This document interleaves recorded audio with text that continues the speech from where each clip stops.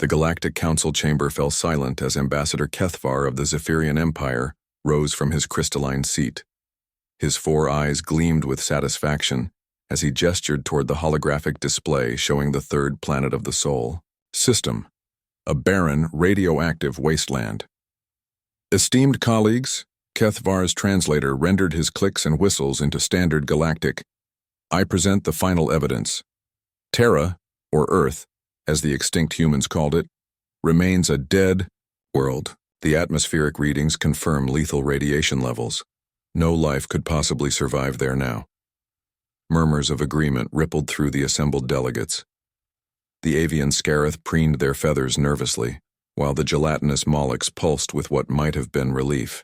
For 50 standard years, the galaxy had operated under the assumption that humanity, the most unpredictable and dangerous species ever encountered, had finally eliminated themselves through nuclear warfare. This concludes our investigation into the human question, Kethvar continued. I recommend we officially declare the species extinct and proceed with the colonization of their former territories. The mineral-rich worlds they once claimed could fuel our civilizations for millennia.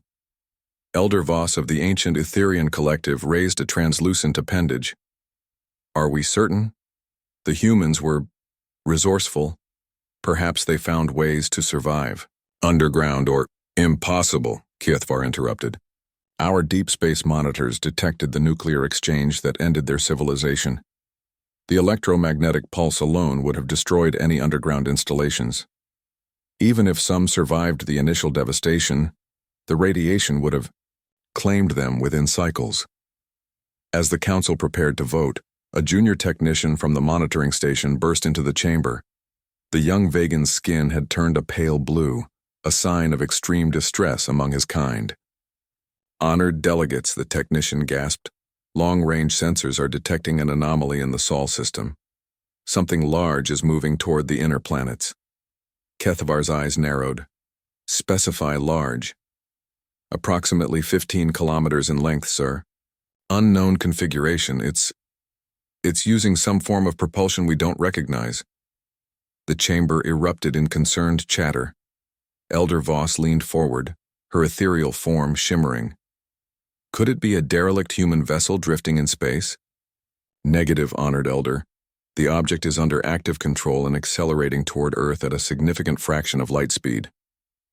Kethvar activated his personal communicator.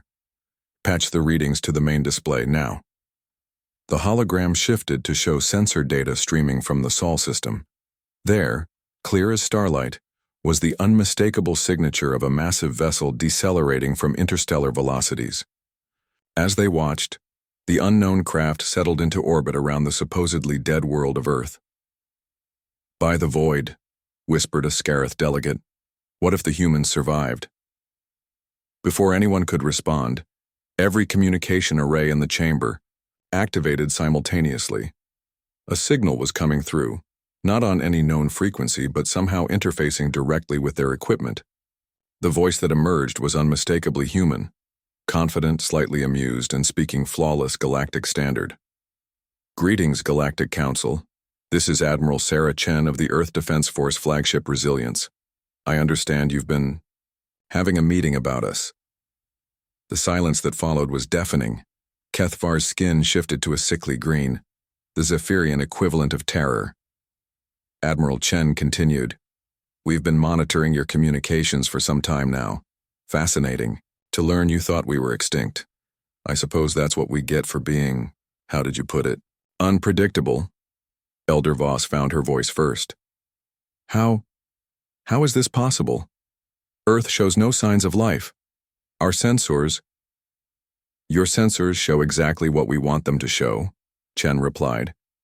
Did you really think the species that invented nuclear weapons, spaceflight, and quantum computing in the span of a single century would be defeated by our own technology? We learned from our mistakes. The holographic display shifted again, this time showing Earth as it truly was, not the radioactive wasteland the Council had observed, but a thriving world with gleaming cities protected by massive atmospheric processors and radiation shields. Orbital habitats ringed the planet like jewels. The nuclear exchange you detected 50 years ago? Chen's voice carried a note of pride. A controlled test.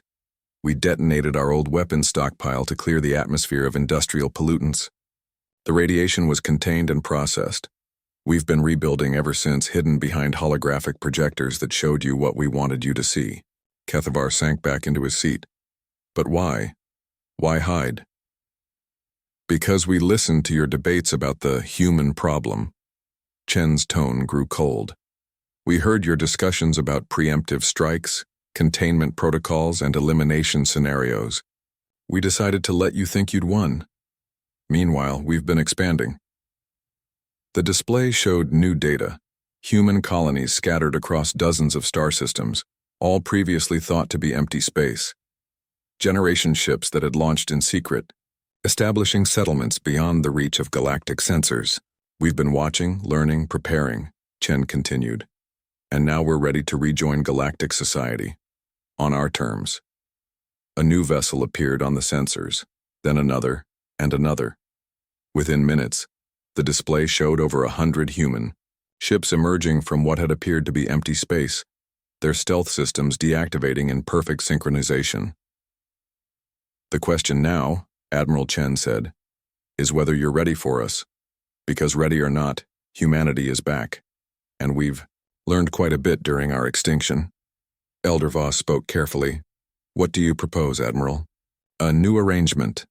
Equal representation in the Council. Recognition of our territorial claims. And perhaps most importantly, no more votes on the human problem without humans present to defend themselves. Chen paused, and when she spoke, again there was steel in her voice. Oh, and Ambassador Kethvar, those mineral-rich worlds you wanted to colonize, we've been living on them for decades. I suggest you update your star charts. As the implications sank in, the council chamber remained frozen in stunned silence. Humanity hadn't just survived, they had thrived, evolved, and outmaneuvered the entire galaxy. The humans, it seemed, had the last laugh after all.